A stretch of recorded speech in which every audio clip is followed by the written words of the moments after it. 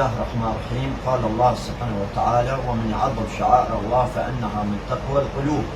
نحن وفد هيئة لبابة للخدمة التطوعية جئنا لإحياء ذكرى وفاة الإمام محمد الجواد، ونشكر العتبة الكاظمية المقدسة لاهتمامها بالزائرين ولاهتمامها بخدمة الزائرين، وأشكر محتمد المرجعية الشيخ كاظم شلب والأخ أحمد جبار الشمري لجهودهم المبذولة في ذلك.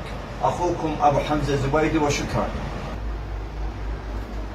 شو كيف انطيتنا؟ عظم الله لنا ولكم الأجر والثواب بذكرى استشهاد سيدي ومولاي محمد الجواد عليه السلام من محافظة بغداد، وقد الإمام الكاظم عليه السلام خدمة زوار الإمام الجواد عليه السلام. هنيئا لنا ولكم هذه الخدمة العظيمة.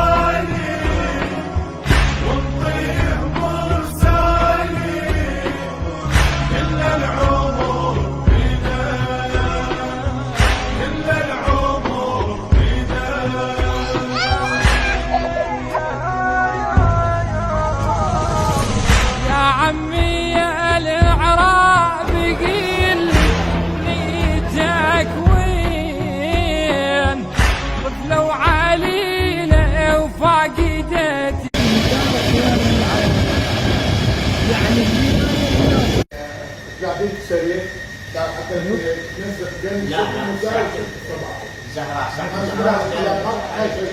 لنا ولكم الاجر والثواب بذكرى استشهاد سيدي ومولاي محمد الجواد عليه السلام من محافظة بغداد، قد الإمام الكاظم عليه السلام. جئنا لخدمة سيدي ومولاي محمد الجواد عليه السلام من محافظة بصر، وبالخصوص من المزرعة والأضرحة ومن الزبيدية ومن الحفرية ومن التنمية. واهلا وسهلا بزوار الامام محمد الجواد عليه السلام. هنيئا لنا ولكم هذه الخدمه العظيمه، وهنيئا لخدام السيده لبابه عليه السلام على هذه الخدمه العظيمه، وفقكم الله لهذه الخدمه.